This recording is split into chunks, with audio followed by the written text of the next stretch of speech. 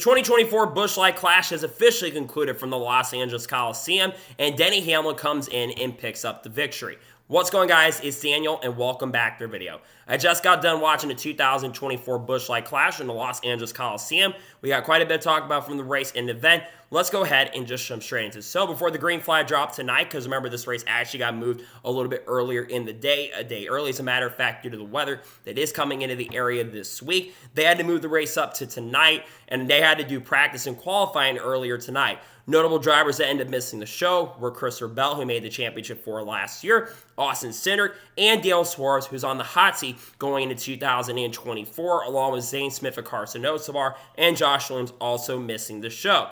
So anyways, let's now get to the race. So Denny Hamlin led the field from the green on the inside with Joey Logano on the outside. And there was a really good battle early between Denny Hamlin and Joey Logano, but eventually Denny Hamlin was able to get the race lead.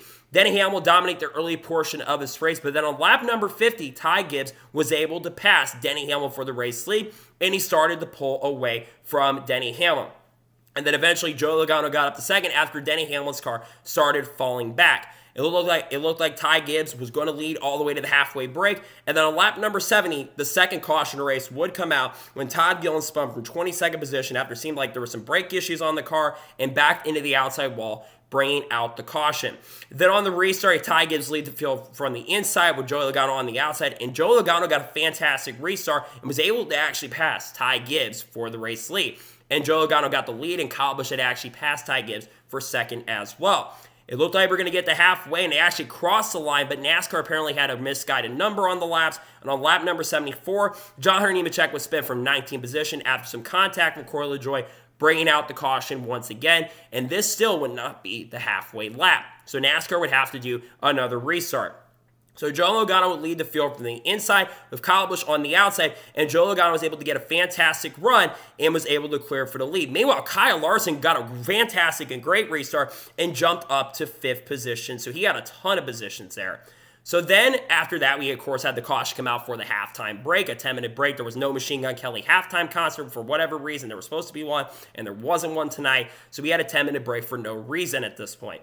So then, after the 10-minute break, the guys got back in the cars, and Joey Logano led the field from the inside with Ty Gibbs on the outside, and Kyle Larson gave a fantastic bump and actually got to the race lead for a second, but Joey Logano got it back. Meanwhile, Chase Elliott was having some major trouble and some major problems and dropped back quite a bit. Then the next lap, Bubba Wallace unfortunately spun from 7th position after some contact from Tyler Reddick, and it seemed like Alex Bowman had gotten in the back of Tyler Reddick, and Reddick went up the racetrack, getting into Bubba Wallace, bringing the caution out.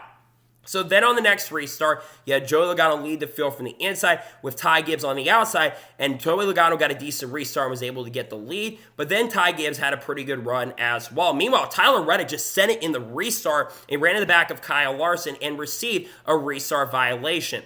But what happened was that Ross Chastain spun in turn number 2, bringing out the caution after some contact with Ricky Stenhouse Jr. And then Ricky Stenhouse Jr. and Michael McDowell were going off on each other during the caution. It seems like that Ricky Stenhouse Jr. needs some stickers because apparently he got out of the car to talk to John Hunter Nemechek, which you're not supposed to do. So then on the restart, you had Ty Gibbs lead the field from the inside with Joey Logano on the outside, and Ty Gibbs got a fantastic restart and was able to pull away. At this point, it looked like Ty Gibbs was going to run off with the thing and take the victory from everybody else. Then we had some issues for Justin Hillier. He was slow on the front stretch, and he came to the infield. Luckily, was able to get off the racetrack. It looked like Ty Gibbs was going to run away with this thing. He dominated this portion. But then with 11 laps to go, Ross Chastain would strike and get into Michael McDowell. Now, to be fair, to me, it's more on Michael McDowell because Michael McDowell came up the racetrack. Chastain got in the wall, but it seemed like McDowell came up the racetrack. I'm not putting full blame on Chastain for that. I'm also not putting 1,000% blame on Michael McDowell. To me, it's just a racing incident. I'm not putting blame on anybody for that. So then on the restart, you had Ty Gibbs lead the field from the inside with Joey Logano on the outside, and Ty Gibbs got a really decent restart and was able to get the lead. But then Denny Hamlin got a great run on Ty Gibbs and was able to pass for the race lead with around 10 laps to go. And then with 4 laps to go, Ty Gibbs started losing a ton of positions, got loose in turn number 2 after basically locking up the tires because Denny Hamlin had started locking his tires up. Ty Gibbs was trying to get by Denny Hamlin. And then, of course, Ty Gibbs starting losing positions. And then with 2 laps to go, it looked like the Denny Hamlin who got the lead was going to run away with this thing. But then Ty Gibbs got turned by Kyle Larson, bringing out the final caution of this race. I'm not exactly sure if Kyle Larson got ran into by Bubba Wallace. That never really was indicated in the replays. Maybe Larson got in the back of him. If Larson did run in the back of Gibbs and spin him out, that's on Kyle Larson. But if Bubba Wallace got in the back of him, that's unfortunately a moving issue there. So I'll be honest, I think that was on Larson a little bit more, and I feel bad for Ty Gibbs because he absolutely got screwed out of a win after that caution for Ross Chastain and Michael McDowell. So then we get to the final restart of the race. You had Denny Hamlin lead the field from the inside with Ryan Blaney on the outside. And Denny Hamlin got a really solid restart and was able to clear Ryan Blaney for the race lead. And then Kyle Busch was able to jump up to second position and was trying to run Denny Hamlin down. And as they're coming to the white flag, you had Denny Hamlin leading the field and Kyle Busch was trying to run him down on the last lap. Kyle Busch tried everything going to turn number 3, and it would not be enough. And coming off the final corner, Denny Hamlin is able to pick up his 4th career Clash victory, his first win at the Los Angeles Coliseum, and his first exhibition win in quite some time. First of all, congratulations to Denny Hamlin. Denny Hamlin did not have the fastest car the whole entire race, but he was really fast in practice. The JGR cars were extremely strong tonight, so it was definitely a surprise to not see Christopher Bell make the show. But I thought Denny Hamlin was going to have a really good chance and opportunity, especially after qualifying on the pole. I expect Denny Hamlin to have a really good car, and Denny Hamlin absolutely deserves a win. He called out the fans after race, which I thought was really funny to watch. But look, Denny Hamlin starting the year off really, really strong. I wasn't sure with the shoulder surgery if Denny Hamlin was going to perform, but it seems like the shoulder surgery hasn't stopped him because Denny Hamlin's performing at a really high note. We'll see if Denny Hamlin can carry this momentum throughout 2024. Maybe it'll be his year, but congratulations, Denny Hamlin, on winning the Busch Light Clash. So now let's talk about the overall race as a whole, and let's go through the race results. So Denny Hamlin picks up the victory. Kyle Busch finished second. Really great run for Kyle Busch tonight. He was in the top 5 pretty much all evening. Never had the car to beat. There were times he tried to get the race lead. Unfortunately, didn't get a chance near the end, but finishing second. That is Kyle Busch's 3rd straight podium finish. He was my pick coming into the event and was one of the better cars in practice. Unfortunately, just never had the car capable of getting the lead, but a very solid run nonetheless for Kyle Busch and gets a really strong second place finish. Ryan Blaney finishes 3rd. For a guy that had to make it in with the transfer, to finish in third position is absolutely incredible. We know that Team Penske has a really solid short track program, but Ryan Blaney finishing in 3rd after the transfer is very impressive, especially at a track that's very difficult to pass. Joey Logano finishes 4th. Logano probably had the 2nd or 3rd best car all evening. He never had the best car in the field, but he had a top 2, top 3 car all evening. Starting the year off really strong, though, finishing in the top 5. That's a really good momentum builder for Joey Logano, who's looking to win his 3rd Cup Series championship this year. Kyle Larson finishes 5th. I'm not sure if Larson was the one that got in the back of Bubba Wallace because I think Bubba Wallace spun on the last lap as well, if I'm not mistaken. But Larson gets a top 5. I think Larson's been pretty good at the LA Coliseum. He had pretty good speed in practice, was one of the cars that could move through the field pretty easily, and gets a very solid top 5. Yes, he had issues with Ty Gibbs, and they definitely need to talk to each other for sure, but still a really good run for Kyle Larson.